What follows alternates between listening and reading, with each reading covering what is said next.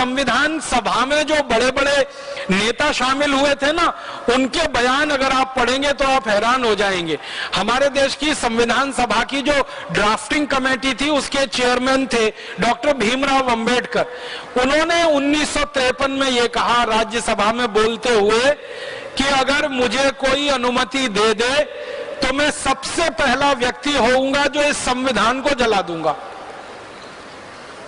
पत्रकारों ने उनसे पूछा कि आप इस संविधान के निर्माता हैं और आप ही इसको जलाने की बात कर रहे हैं। तो डॉक्टर भीमराव अंबेडकर ने कहा था कि इस संविधान से भारत के किसी नागरिक का भला नहीं होने वाला। क्यों नहीं होने वाला? क्योंकि जल्दी जल्दी में बनाया गया ये संविधान है। और उन्होंने बहुत बेबसी से ये कहा था कि मेरे पास कोई चारा नहीं था, इतने कम समय में संविधान बनाना था और अंग्रेजों की तरफ से हमको ये गवर्नमेंट ऑफ इंडिया रूल या गवर्नमेंट ऑफ इंडिया एक्ट का ड्राफ्ट दिया गया था। आधार उसको बनाकर और दुनिया के दूसरे देशों के संविधानों में से कुछ चीजें निकालकर ये भारत का संविधान तैयार हो गया। ये भारत के लोगों द्वारा तैयार नहीं किया गया, एक तरह से अंग्रेजों के बनाए गए कानून पर आधारित है। तो शुरू किया। मेरे एक वकील दोस्त हैं, सुप्रीम कोर्ट में प्रैक्टिस करते हैं। मैंने उनसे पूछा कि भारत में ब्रिटेन की महारानी आए और उसको बिना वीजा के भारत में घुसने की परमिशन मिले, इस बात की कोई लीगल वैलिडिटी है क्या?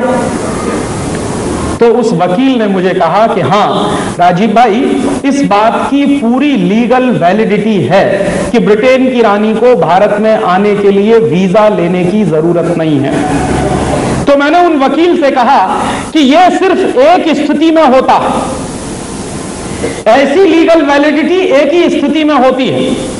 और वो स्थिति क्या होती है कि मान लीजिए आप जब हिंदुस्तान से अमेरिका जाएं या इंग्लैंड जाएं या फ्रांस जाएं या किसी भी देश में जाएं और वापस अपने देश में लौटें तो आपको वीजा नहीं पूछा जाएगा, आपका पासपोर्ट भी चेक नहीं किया। क्यों? क्योंकि आप अपने ही देश में वापस लौट रहे हैं। तो आप जिस देश के नागरिक हैं उसी देश में जब आप वापस लौटते हैं तो आपको ना तो वीजा पूछा जाता है ना पासपोर्ट पूछा जाता है। तो मैंने मेरे वकील दोस्त से कहा कि ब्रिटेन की रानी को अगर वीजा नहीं पूछा गया, पासपोर्ट नहीं पूछा गया, तो मैं ये मानूं क्या कि ब्रिटेन की महारानी हिंदुस्तान की नागरिक है? तो उन्होंने कहा कि हां ऐसा है। तो मेरे तो होश उड़ गए। मैंने कहा आप क्या कह रहे हैं? उन्होंने कहा मैं बिल्कुल ठीक कह रहा हूं। तो मैंने कहा कि अगर ब्रिटेन की महारानी हिंदुस्तान की नागरिक है और इस बात की लीगल वैलिडिटी है तो हमारी आजादी का मतलब क्या है? हम अभी तक जितने लोगों के विचारों को सुने उसमें संविधान की समस्याओं की जड़ पर किसी की उंगली अभी तक नहीं गई। हम संविधान की समस्या की जड़ को थोड़ा सा कुरेदेंगे क्योंकि समस्या संविधान में नहीं है। संविधान जहां से निकल के आया है, समस्या वहां पे। सबसे पहले यह देखिए कि संविधान बना किन परिस्थितियों में। द्वितीय विश्व युद्ध हो चुका था, ब्रिटेन पूरी तरह तबाह हो चुका था। नेताजी सुभाष चंद्र बोस ने आजाद हिंद सरकार का गठन कर लिया था, सेना का नहीं, आजाद हिंद सरकार का गठन कर लिया था और उस सरकार को विश्व के 11 देशों ने मान्यता दे दी थी। आजाद हिंद सरकार ने एक अपना बैंक स्थापित कर दिया था जिसने आजाद हिंद सरकार की मुद्राएं प्रकाशित करना शुरू कर दी थी। 40,000 लोगों को उन्होंने अपनी आजाद हिंद फौज में भर्ती कर लिया था और मोइरांग से इंफाल तक उन्होंने अपना कब्जा कर लिया था। यह परिस्थिति थी हमारे देश की। बंगाल का हर इंसान नेताजी सुभाष चंद्र बोस के स्वागत के लिए अपने दरवाजे पर हथियार लेके खड़ा था कि नेताजी की फौज आ जाए और मैं उसके साथ हिंदुस्तान के अंदर से अंग्रेजों को भगाने के लिए निकल पड़ूंगा। यह परिस्थिति थी हमारे देश की। हमारे देश के अंदर फरवरी 1946 में नौसेना ने विद्रोह कर दिया था। अंग्रेज परस्ती से इंकार कर दिया था नौसेना ने। अप्रैल 1946 में ब्रिटिश इंडिया की पुलिस ने हड़ताल कर दी थी। जुलाई में डाक विभाग ने हड़ताल कर दी। जिस डाक विभाग के बड़े बड़े चर्चा अभी करके गए हैं, उस डाक विभाग ने अंग्रेजी की दासिता से इंकार कर दिया था। उसने कहा था मैं नहीं मारता ब्रिटिश गवर्नमेंट की सरकार को। रेल ने अगस्त 1946 में हड़ताल का नोटिस दे दिया था ब्रिटिश गवर्नमेंट को। 1964 में जब एटली, जो उस समय ब्रिटेन के प्रधानमंत्री थे, वो जब भारत आए और बंगाल के गवर्नर के राज्यपाल भवन में रुके, तो उन्होंने कहा कि हिंदुस्तान को आजाद करना हमारी मजबूरी थी। इसके साथ बहुत लोग मेरे इस विचार से असहमत होंगे, लेकिन मैं फिर भी इस बात को कहता हूं कि भारत की आजादी का श्रेय किसी भी भारतीय नेता को नहीं जाता। भारत की आजादी का श्रेय एडोल्फ हिटलर को जाता है। अगर एडोल्फ हिटलर ने द्वितीय विश्व युद्ध में ब्रिटेन की अर्थव्यवस्था को ध्वस्त न कर दिया होता, तो आज भी ब्रिटेन की सरकार हमारे ऊपर शासन कर रही होती। एडोल्फ हिटलर ने अगर जापान को निर्देशित करके नेताजी सुभाष चंद्र बोस को आजाद हिंद सरकार बनाने के लिए बाध्य न कर दिया होता, तो आज भी भारत के ऊपर ब्रिटिश का शासन होता। ये विश्व स्तरीय परिस्थितियां थी, जिन परिस्थितियों में हमारा संविधान निकल के आया। कैबिनेट मिशन भेजा गया, उसने यहां पर आकर विभिन्न नेताओं से चर्चा की, बातचीत की और जाकर रिपोर्ट सबमिट की उसने बाकायदे कि भारत के अंदर एक नेहरू ही एक ऐसा नेता है जो कमजोर व्यक्तित्व का है और उसको किसी भी महिला के माध्यम से पटाया जा सकता है। रिपोर्ट सबमिट की, ब्लैक एंड व्हाइट में, वहां के पार्लियामेंट्री डिबेट में। और बस इन नेहरू को पटाने के लिए माउंटबेटन को इस्तेमाल किया गया। उस समय वो वर्मा में लड़ाई कर रहे थे, उसकी अध्यक्षता कर रहे थे, उनको वहां से विड्रॉ किया गया और बेबिल को यहां पर, जो कि इस समय यहां का वाइसराय था, उसको विड्रॉ करके माउंटबेटन को, एडविना और उनकी बेटी पामिला, इन तीनों को भारत में तैनात किया गया और एडविना को प्रोजेक्ट दिया गया कि 2 साल के अंदर बस हिंदुस्तान की तबाही का 2 साल के लिए तुम्हें मौका दिया जाता है। हम लोग बड़े गर्व से कहते हैं कि भारत का संविधान अंबेडकर जी ने बनाया। गलत है सूचना। भारत के संविधान निर्माण के लिए 6 कमेटियों का गठन किया गया था और भारत का संविधान जो निर्मित होकर के आया, जो बाहर निकल के आया, वो भीमराव अंबेडकर की देन नहीं थी, वो जवाहरलाल नेहरू की देन थी। जवाहरलाल नेहरू ने जो कार्यकारिणी समिति का गठन किया, उस कार्यकारिणी समिति में उनके साथ में कौन कौन था? आसफ अली, के एम मुंशी, के टी शाह, के शांताराम, हुमायूं कबीर, डी आर गाडगिल। इन 7 लोगों ने मिलकर के भारत के संविधान के प्रारूप को रचा था। डिबेट हो जाने के बाद अंबेडकर को दिया गया कि अब इसका फाइनल शेप आप बनाओगे। और जवाहरलाल नेहरू को अपनी योग्यता पर विश्वास नहीं था। वो इस संविधान का प्रारूप एक ब्रिटिश विद्वान सर इवोर जेनिंग के माध्यम से तैयार कराना चाहते थे, लेकिन गांधी के विरोध पर उन्होंने इस संविधान को अपनी इस कमेटी के माध्यम से गठित किया और मिस्टर बी एन राव ने 27 अक्टूबर 1947 को भारत के संविधान का प्रारंभिक प्रारूप रखा, जिसके अंदर 443 अनुच्छेद थे और 13 अनुसूचियां थी। बात को इसी पर डिबेट हुई। हमारे यहां से कहा गया है साहब भारत के संविधान में विश्व के बड़े बड़े देशों से बड़ी बड़ी चीजें ले ली गई। हमने सूचीबद्ध किया। संवैधानिक आपका पार्लियामेंट्री सिस्टम जो है वो ब्रिटेन से लिया गया, जिसके हम गुलाम थे। मौलिक अधिकार, संविधान की सर्वोच्चता, संघवाद में उपराष्ट्रपति, वित्तीय आपदा, ये सब हमने अमेरिका के संविधान से लिया। अमेरिका का संविधान क्या है? ब्रिटिशर्स जिन्होंने जाकर के वहां से इनको फ्रांसीसी स्पेनिश को भगा दिया था और यूरोपियों ने जाकर के वहां कब्जा कर लिया था। यह ब्रिटेन का ही तो उपनिवेश था अमेरिका। ब्रिटिश मानसिकता के लोगों ने ही तो स्पेनिश को अमेरिका से भगा करके वहां पर कब्जा कर लिया। अमेरिका का वास्तविक मूल निवासी जो रेड इंडियन था वो आज अमेरिका में नहीं है। तीसरा, कनाडा ब्रिटिश उपनिवेश। चौथा, आयरलैंड ब्रिटिश उपनिवेश। ऑस्ट्रेलिया ब्रिटिश उपनिवेश। पश्चिम जर्मन ब्रिटिश उपनिवेश। हमने कब बाहर से ले लिया? हमने सब कुछ वहीं से लिया जैसा ब्रिटिश की सरकार चाहती थी। रही भारत के संविधान के अंदर की बात, तो मैं ये पूछता हूं संविधान की दुहाई देने वालों से कि भारत के संविधान में भारत को राष्ट्र कहकर के कहां संबोधित किया गया है, वो हमें आर्टिकल बताने का कृपा करें। 395 अनुच्छेद जो बढ़ के अब 444 अनुच्छेद हो गए, लेकिन इन 444 अनुच्छेदों में भी भारत को अभी भी राज्य का स्तर दिया गया नहीं। देने वाले अभी पहले यही तय करें कि भारत के संविधान में भारत को राष्ट्र कह के क्यों नहीं संबोधित किया गया।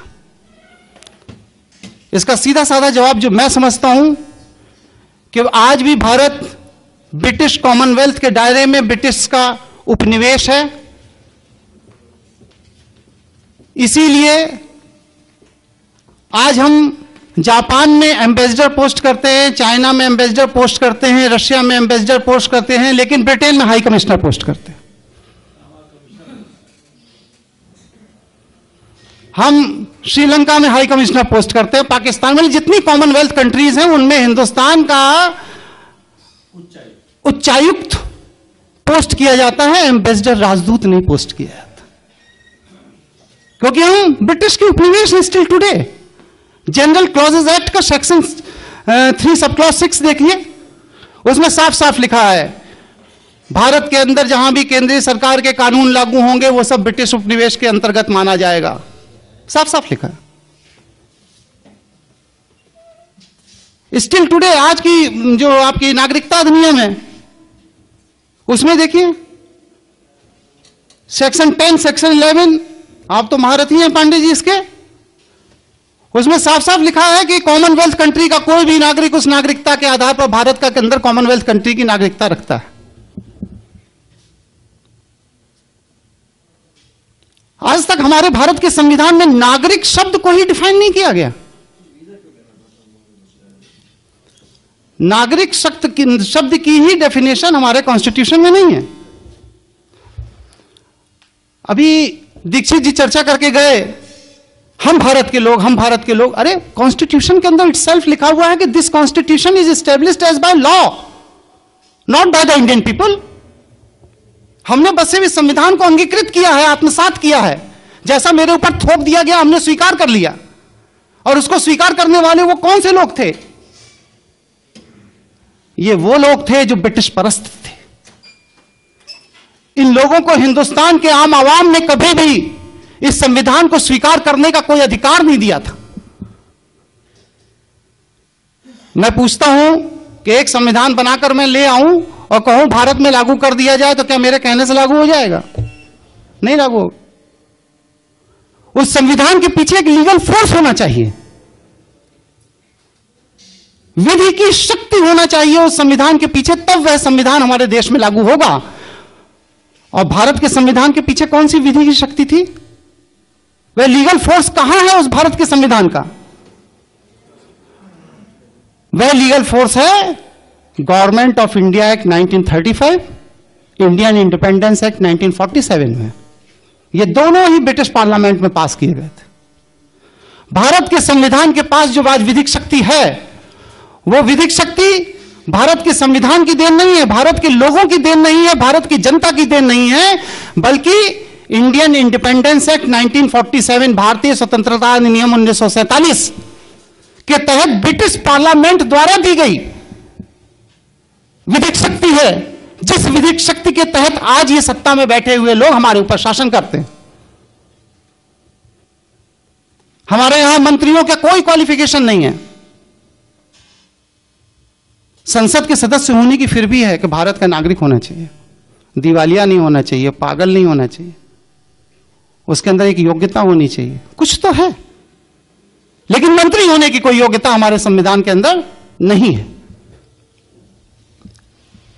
हम बहुत बेसिक प्रश्न एक खड़ा करते हैं, अगर हम इंडिपेंडेंट हैं, स्वतंत्र हैं, तो भारतीय संविधान के अनुच्छेद 333 के तहत आज भी हमारे लोकसभा के अंदर 2 अंग्रेजों को रखने की बाध्यता क्यों है? कॉन्स्टिट्यूशनल प्रोविजन है। 2 अंग्रेज सांसद राष्ट्रपति नामित करेगा, रखेगा, उसके बिना पार्लियामेंट नहीं चलेगी। आज भी भारतीय संविधान के अनुसूची 8 में जो 22 भाषाओं का वर्णन है उसमें अंग्रेजी कहीं नहीं है, उसमें अंग्रेजी कहीं नहीं है। भारतीय संविधान की अनुसूची 8 में जो 22 भाषाएं दी गई हैं, भारतीय भाषाएं, उनमें अंग्रेजी कहीं नहीं है। लेकिन फिर भी हमारी पार्लियामेंट, हमारी विधानसभाएं और हमारी हाईकोर्ट और सुप्रीम कोर्ट अपनी सारी प्रोसीडिंग का रिकॉर्ड इंग्लिश भाषा में रखने के लिए बाध्य है। उसकी मजबूरी है, क्योंकि वह ब्रिटेन की राष्ट्रीय भाषा, आप उसके उपनिवेश हो, आपको रखना पड़ेगा। बहुत से ऐसी चीजें हैं, करीब 160 क्वेश्चंस हैं मेरे इस संविधान को लेकर के। अब समय का अभाव है। वत्स जी की मुस्कुराहट, हाँ, वत्स जी की मुस्कुराहट देख के लग रहा है, हाँ, ये मैं सर्कुलेट कर दूंगा। लेकिन बस 1, 2, 3 पॉइंट ही अपनी बात कह करके मैं मामले को खत्म करता हूं। मैं ये संविधान विशेषज्ञों के सामने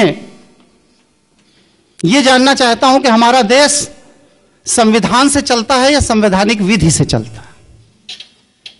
यह चीज क्लियर होनी चाहिए, क्योंकि संविधान के अंदर बहुत सी ऐसी चीजें नहीं हैं जो हमारे देश की सरकार को चला रही है। जैसे मंत्री का त्याग पत्र।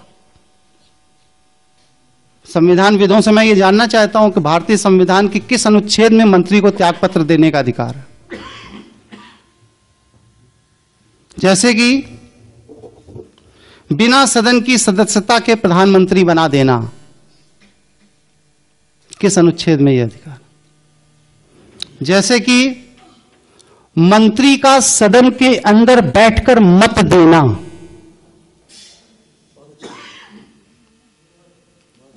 लेजिस्लेचर अलग है, एग्जीक्यूटिव अलग है। इसकी खिचड़ी कैसे बना दी जाती है? कॉन्स्टिट्यूशन में कहां प्रोविजन है कि मंत्री सदन के अंदर बैठ करके सांसदों के साथ मत देगा और बिल पास कर देगा? जैसे कि न्यायमूर्ति और न्यायाधिपतियों की नियुक्तियों में लॉ मिनिस्टर का हस्तक्षेप। जब जुडिशरी इंडिपेंडेंट है, राष्ट्रपति और सीजीआई मिलकर के न्यायाधीशों की नियुक्ति कर रहे हैं, कॉन्स्टिट्यूशन में क्लियर कट प्रोविजन है, तो प्राइम मिनिस्टर हाउस और लॉ मिनिस्टर हाउस फाइल जाने और उनकी अप्रूवल की क्या जरूरत पड़ती है? इसका मतलब है कि आप कार्यपालिका के अधीन न्यायपालिका को रखना चाहते हैं। उप प्रधानमंत्री 2 बार हुए हमारे यहां। कॉन्स्टिट्यूशन में कहां व्यवस्था है भाई कि उप प्रधानमंत्री का पद होगा और उसके लिए भी आदमी रखा जा सकता है? राजनीतिक दलों के गठन की व्यवस्था हमारे संविधान में कहां है? जो कांग्रेस बन गई, बीजेपी बन गई, बसपा बन गई, सपा बन गई, ये बन गई, वो बन गई, किस आर्टिकल के तहत? हमारे कॉन्स्टिट्यूशन के निर्माताओं ने, निर्माण करने वालों ने तो राजनीतिक दलों के गठन की कभी कोई बात ही नहीं सोची थी। और उससे बड़ी बात क्या, नेता विरोधी दल संविधान में कहां है भाई? नेता विरोधी दल। अल्पमत पे सरकार को गिरा देना, कॉन्स्टिट्यूशन में कहां प्रोविजन है कि अल्पमत बहुमत वाली सरकार बनाएगा और उसके लिए इलेक्शंस होंगे और फिर इसके बाद अलग अल्पमत हो जाता है तो एक वोट के अभाव में टिकट सरकार गिरा दी जाएगी? कॉन्स्टिट्यूशन में कहां प्रोविजन है ये सब? जैसे कि शून्यकालीन सत्र को चलाना, शून्यकालीन सत्र का प्रोविजन हमारे कॉन्स्टिट्यूशन में कहां? मुझे तो नहीं मिला। जैसे कि संसदों के वेतन और भत्ते का निर्धारण स्वयं सांसद करेंगे। ये कहां है हमारे कॉन्स्टिट्यूशन? बहुत सी चीजें हैं। बहरहाल समय का अभाव है, संक्षेप में अपनी बात कहता हूं और इसके बाद 2 मिनट के अंदर अपनी बात खत्म करता हूं। 1885 के गदर के बाद W.H. व्यूम ने एक 1600 पन्ने की एक थीसिस सबमिट की थी, जिसमें उन्होंने ये बात कही थी कि भारत के अंदर दोबारा क्रांति ना हो, इसके लिए मैं कुछ फार्मूले दे रहा हूं। पहला फार्मूला तो यह है कि सारे ब्रिटिश मानसिकता के लोगों को एक मंच पे लाके खड़ा कर लिया जाए और वह मंच राजनीतिक मंच हो, और उसी राजनीतिक मंच के तहत ब्रिटिश मानसिकता के लोगों को एक मंच पे लाने के लिए जिस पार्टी का गठन किया गया उसे भारतीय राष्ट्रीय कांग्रेस पार्टी कहा जाता है, जो आज कांग्रेस है। दूसरी बात, भारतीयों को बांटने के लिए धर्म, भाषा, क्षेत्र, जमींदार और किसान, पूंजीपति और श्रमिक, अमीर और गरीब, शिक्षित और अशिक्षित, हरिजन और सवर्ण के नाम पर समाज को बांट दो, इतने टुकड़े कर दो इसके कि ये कभी यूनाइट ना हो पाए, और जब ये यूनाइट नहीं होंगे तो क्रांति नहीं होगी, हमारा शासन चलता रहे। आज हमारी सरकार उसी पैटर्न पे चल रही है, उसी तरीके से चल रही है। और जहां तक भारतीय नागरिकता अधिनियम में अभी लेटेस्ट अमेंडमेंट आ गया है, for your kind information mister Pandey ji, कि 26 जनवरी 1950 से लेकर के 30 दिसंबर 1990 तक जो भी व्यक्ति विश्व में कहीं भी पैदा हुआ हो, अगर उसके मां या बाप भारतीय नागरिकता प्राप्त है तो वह आदमी ऑटोमेटिक भारत का नागरिक हो जाएगा।